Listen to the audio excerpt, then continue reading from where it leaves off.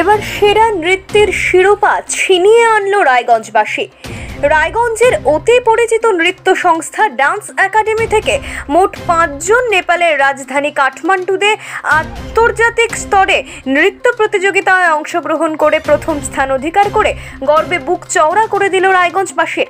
Raiganj dance একাডেমির principal মৌসুমী পাল জানান, নৃত্যোদ্ধাম কলা সমিতি ও নৃত্যাথী কলা স্তোত্রম দুটি সংস্থার যৌথ উদ্যোগে জাতীয় এবং আন্তর্জাতিক স্তরে প্রত্যেকবার এই অনুষ্ঠান অনুষ্ঠিত হয়।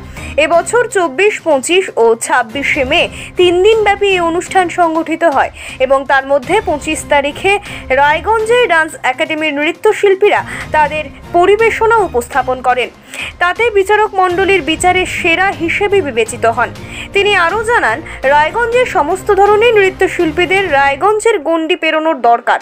তাতে কোনো স্থান অধিকার না করলেও যে অভিজ্ঞতা অর্জন হবে তা ভবিষ্যৎ গঠনে সহযোগিতা করবে। দিদি, আপনার নাম, আপনি কি দায়িত্বে আছেন? আমি মৌসুমী পাল, ডান্স একাডেমি রায়গঞ্জের প্রিন্সিপাল। কোথায় গিয়ে কি প্রোগ্রামে আপনারা পুরস্কার পেয়েছেন? অ্যাকচুয়ালি নৃত্যধাম কলা সমিতি আর নৃত্যার্থী কলা ক্ষেত্রম এই দুটো সংস্থা আছে, যেটা ভিলায়ের সংস্থা। তো তারা প্রত্যেকবারই ন্যাশনাল এবং ইন্টারন্যাশনাল ডান্স না মিউজিক কম্পিটিশন করায়, ভোকাল, ইনস্ট্রুমেন্টাল এবং ডান্স। তো আমরা ইন্টারন্যাশনাল যেটা কম্পিটিশন সেটাতে গেছিলাম নেপালের রাজধানী কাঠমান্ডুতে। তো সেইখানে আমরা ডান্স পারফরমেন্স করেছি, গ্রুপ ডান্স। কত তারিখে ছিল? 24, 25, 26 ওনারা 3 দিনের ইভেন্ট ছিল, কিন্তু আমরা 25 তারিখের ইভেন্টে পার্টিসিপেট করেছি। এটা হচ্ছে আপনারা রায়গঞ্জ থেকে কতজন গেছেন? রায়গঞ্জ থেকে আমরা 5 জনই গেছিলাম। আর যে বিভাগে আপনারা অংশগ্রহণ, তাতে কতজন প্রতিযোগী ছিল? মোট টোটাল 70, আমাদের 30 নম্বর ছিল। আমাদের যে নাম্বারটা দেওয়া হয়েছিল সেটা 30। মানে কি ধরনের সাফল্য, কি প্লেস? মানে আমরা তো ভাবতেই পারিনি যে আমরা ফার্স্ট, সেকেন্ড, থার্ডের তো দূরের কথা, যে আমরা কি হব সেটা তো পরের কথা, কিন্তু আমরা ফার্স্ট তো হয়েছি, তার সাথে হয়েছে আউটস্ট্যান্ডিং পারফরমেন্সের একটা তকমা আমাদের মানে দিয়েছেন ওনারা।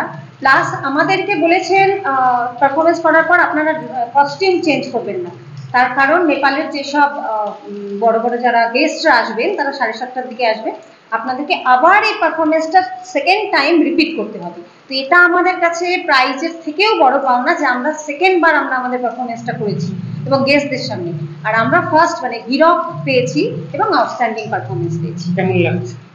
মানে বলে বোঝাতে পারবো না। আমরা তো স্টেজে সবাই হাঁটু নি ডাউন করে বসে গেছিলাম যে জাজেসদের এত ভালো লেগেছে। আমরা কিন্তু বাংলায়, আমরা ওয়েস্ট বেঙ্গল থেকে গেছি, বাংলায় পারফরমেন্স করেছি। ওখানে সবাই হিন্দি ভাষী ছিল, আমরা কিন্তু অন্য কোনো ভাষা ইউজ করিনি, না হিন্দিতে করেছি। আমরা একদম বাংলা ভাষায়, বাংলা ফোক এবং রবীন্দ্রকে নিয়ে, রবীন্দ্রনাথের গান নিয়ে আমরা পার্টিসিপেট করেছিলাম। তারা লাস্টে যেটা আমাদের কাছে আসলো যে জাজেসরা আমাদের ভাষা অতটা বুঝতে পারেননি, কিন্তু আমাদের ডান্সের কনসেপশন এবং এক্সপ্রেশন, ভাব, তাতেই ওনারা এত খুশি হয়েছেন যে আমাদেরকে রিপিট পারফরমেন্স করতে হবে। অভিজ্ঞতা কি? বিভিন্ন মানে ভারতবর্ষের বিভিন্ন জায়গা থেকে পার্টিসিপেন্টরা এসেছে এবং ভালো ভালো ডান্সাররা। আমি অন্যান্য এসব কথা বলছি না, ভোকাল বা ইনস্ট্রুমেন্টাল বলছিলাম।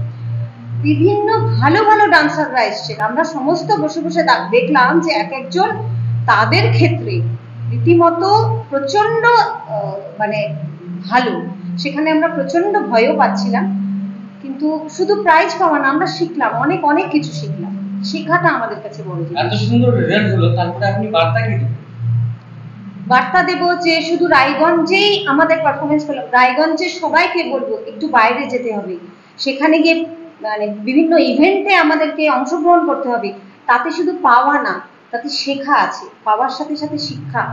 আমরা রায়গঞ্জে থাকলে যে শিক্ষাটা পাবো, বাইরে গিয়ে অনেক কিছু শিখতে পারবো। বিভিন্ন মানে প্রভিন্সের যে বিভিন্ন ডান্সগুলো, সেগুলো দেখছি, সেগুলো শিখছি।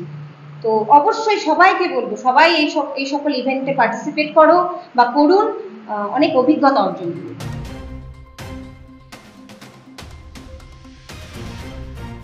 রায়গঞ্জ থেকে কুণাল গোস্বামীর রিপোর্ট, খাস খবর 8। এখন আপনিও রিপোর্টার, আপনার এলাকার যে কোনো খবর পাঠান এই নম্বরগুলোতে।